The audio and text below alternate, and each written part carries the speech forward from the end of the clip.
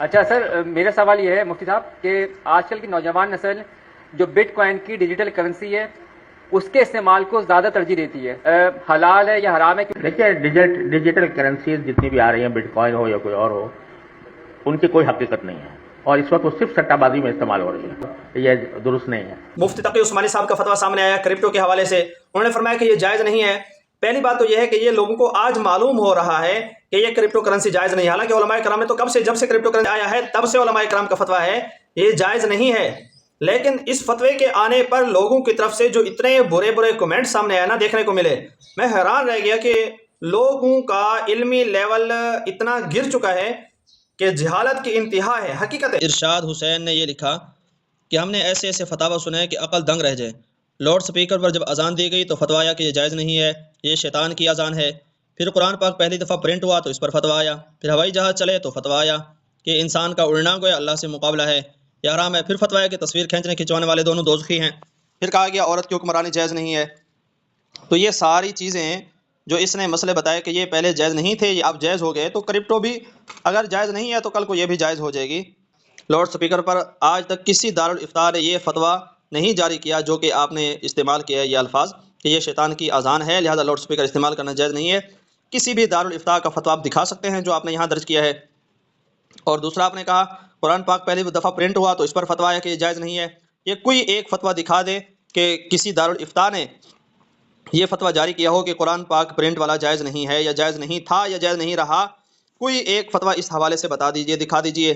پھر ہوائی جہاز کے حوالے سے آپ نے مسئلہ یہ بیان کیا، تو ایسی کوئی بات نہیں ہے بھائی، آپ کو غلط فہمی ہوئی ہے۔ علماء بڑی تحقیق کے ساتھ چھان بین کے ساتھ فتویٰ جاری کرتے ہیں، آپ کا علم ان کے مقابلے میں، آپ تو کچی پہلی کے اسٹوڈنٹ ہیں، الف بے پڑھنے والے طالب ہیں، تو اپنے آپ کو طالب ہی رکھنا چاہیے۔ علماء کی جو آپ علمی میدان ہے اس کا آپ اندازہ نہیں کر سکتے۔ مفتی صاحب خود بٹ کوائن ہولڈر ہیں، ان کے بچے فارکس اور اسٹاک ایکسچینج میں ٹریڈنگ کرتے ہیں اور عوام کو کہتے ہیں فلاں حلال فلاں حرام۔ تو بھائی مفتی صاحب اور مفتی صاحب کے بیٹوں پر آپ نے جو یہ الزام تراشی کی ہے کہ وہ خود فارکس اور اسٹاک ایکسچینج کرتے ہیں، اس کی آپ کے پاس کیا دلیل ہے؟ اللہ آپ کو ہدایت دے۔ بکو ملنا اور آنے والے کچھ سال میں مدارس کے چندے بٹ کوائن اور دوسری کرنسیوں میں آتے جاتے دکھائی دیں گے، اس طرح کی یہ تو تفصیل تو بزرگ کی ہے کسی کی، محمد ابراہیم، اللہ اس کو بھی ہدایت دے۔ کرپٹو کئی بہت زیادہ اہم تو ضروری مسائل درپیش ہیں۔ اچھا پتہ نہیں کیا لکھا۔ اور اس بغیرت خبیث کی حال تو دیکھو، یہاں تک لکھ دیا مفتی صاحب جائیں بھاڑ میں، اللہ تجھے برباد کرے۔ اچھا جی آگے، ٹریڈنگ تو حلال ہے نا، یہ پتہ نہیں سوال کر رہے ہیں یا بتا رہے ہیں۔ ان کے نزدیک صرف ڈالر کی خرید و فروخت جائز ہے، ڈالری ملا، یہ فتویٰ سب مسلمانوں کے لیے تو بندے کے لیے پتہ نہیں، عجیب عجیب سب ایسے ایسے کمنٹس۔ سود کو ناجائز قرار کیوں نہیں دیتا؟ ناجائز قرار مفتی صاحب نے دینا ہے، آپ بتائیں رضوان بلوچ صاحب، مفتی صاحب نے ناجائز قرار دینا ہے، مفتی صاحب نے تو دیا ہوا ہے، تمام مدارس نے تمام فتاویٰ انہوں نے دیا ہوا ہے، یہ حکومت بھی ناجائز ہے، تو کبھی ان نہیں کہا کہ ان لوگوں نے یہ حکومت ناجائز ہے۔ یہ حکومت ناجائز کیوں ہے؟ اس ناجائز ہونے کی کیا وجہ ہے؟ تم نے ہی تو ووٹ دیا ہے نا، تو حکومت مسلط ہو گئی ہے تو وہ ناجائز کس بات کی ہے؟ اچھا جی آگے، اس لیے کہ اس کو ٹریڈنگ کرنا نہیں آتا اس لیے ناجائز ہے۔ اس بغیرت نے کیسرانی بلوچ، گانڈو ملا، ملٹری لینس، پتہ نہیں اللہ معاف کرے، تو زبان پر الفاظ لانا بھی ہم گوارا نہیں کرتے، کیسرانی بلوچ خبیث۔ اچھا جی یہ اردو پوائنٹ میں آیا کرپٹو کرنسی جائز نہیں ہے، مفتی تقی عثمانی صاحب کا فتویٰ ہے۔ پہلی بات تو یہ ہے کہ یہ فتویٰ آپ کا نہیں ہے، یہ کب کا فتویٰ ہے؟ جب سے کرپٹو کرنسی ہے تب سے یہ فتویٰ ہے علماء کرام کا، یہ جائز نہیں ہے، لیکن لوگوں کو پتہ نہیں آج دکھ رہا ہے یہ فتویٰ۔ اچھا آپ یہ دیکھیں، خالد محمود کہتے ہیں میری بات یاد رکھیں، ٹھیک 1-2 ہفتے بعد یہی بندہ بیان دے گا کہ یہ لیگل ہے، مجھے ماہرین نے بتایا، اس کے بعد مجھے علم ہوا، زیادہ اس میں پاکستانیوں کو پیسہ لگانا چاہیے۔ اچھا جی اللہ آپ کو ہدایت دے۔ انکل کو حصہ نہیں دیا گیا ہوگا، سعدیہ اللہ تجھے ہدایت دے، کیا کہیے اب؟ اس طرح تو دنیا میں موجود سارا پیسہ اور ڈالر کچھ دن بعد یہ جائز بھی ہو جائے گا اور حلال بھی، ٹینشن نہ لیں۔ اچھا جی اللہ ہدایت دے، کیا کہہ سکتے ہیں یار ایسے لوگوں کا؟ کوئی جواب ہے، کوئی حل ہے ایسے لوگوں کا؟ بس یہی کہہ سکتے ہیں نا کہ اللہ ان کو ہدایت عطا فرمائے۔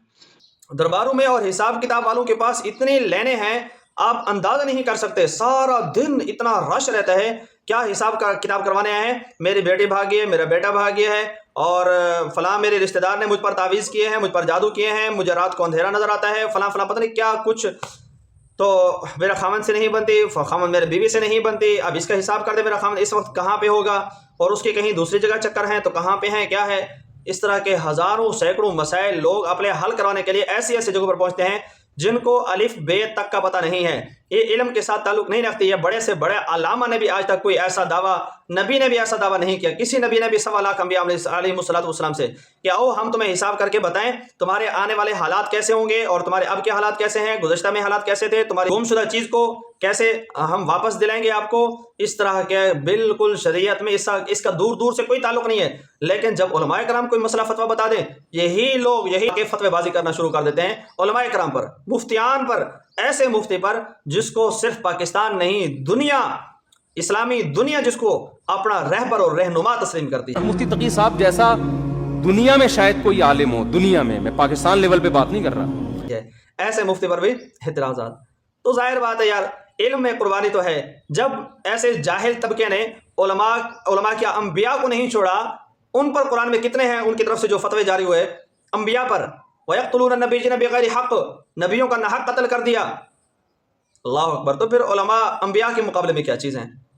عام طور پر دیکھ لیجئے گا، ان کا الٹرا ساؤنڈ کیجئے گا، ان پر جو ہے نا وہ جو لوگ علماء اور مفتیان کرام پر فتوے بازی کرتے ہیں نا، ان کی زندگی میں نماز نہیں ہوتی، ان کی زندگی میں قرآن نہیں ہوتا، ان کی زندگی میں علماء کرام نہیں ہوتے، اولیاء اعظام نہیں ہوتے، ان کی زندگی میں حلال حرام کی تمیز نہیں ہوتی۔ ظاہر بات ہے جب حلال حرام کی تمیز نہیں رہتی نا تو پھر انسان کے دل پر صرف دنیا ہی سوار رہتی ہے، آنکھوں میں بھی دنیا ہوتی ہے، دل میں بھی دنیا ہوتی ہے، دنیا ہی دنیا ہوتی ہے، پھر انہیں کچھ نظر نہیں آتا حلال کیا ہے حرام کیا ہے۔ پھر یہ جب بوڑھے ہوتے ہیں نا تو اولاد کا شکوہ لے کر علماء کرام کے پاس، پھر بزرگوں کے پاس بھٹکتے پھرتے ہیں، پیروں کے پاس بھٹکتے پھرتے ہیں کہ ہمیں تعویذ دے دو، ہمارا بیٹا نافرمان ہو گیا ہے، تمہیں کس باپ نے کہا تھا کہ تم اسے حرام کھلاؤ، کیا مجبوری تھی تجھے حرام کھلانے پر؟ آج حلال حرام کی تمیز نہیں رہی، صرف یہ دیکھتے ہیں کہ پیسہ آ رہا ہے، پیسہ آنا چاہیے بس۔ حلال حرام کے بارے میں اگر کوئی بات کرے کہ یار اس کی تحقیق کر لیا کریں، حالانکہ میں نے اتنی سی بات کی ایک بھائی کو اس کے کمنٹ میں کہ بھائی آپ اس کے بارے میں معلوم کر لیں کہ یہ حلال ہے یا نہیں، حالانکہ مجھے پتا تھا یہ حلال نہیں ہے۔ بہرحال وہ لاٹری قسم کا تھا، جیسے یہ پرچہ ڈالتے ہیں نا کہ یہ موٹر سائیکل نکلے گا، 1-2 ہزار جمع کروانے پڑتے ہیں، اس پر پرچے نکل آتی ہے۔ بہرحال میں نے اس کے بارے میں صرف اتنا کہا کہ یار معلوم کر لیں علماء کرام سے، دارالافتاء سے، اگر جائز ہے تو ٹھیک ہے، نہیں تو پھر آپ اس سے احتراز کریں۔ اس پر لوگوں کے کمنٹ آنا شروع ہوئے کہ یار آپ کو کیا پتا، فلاں فلاں پتہ نہیں کیا کچھ۔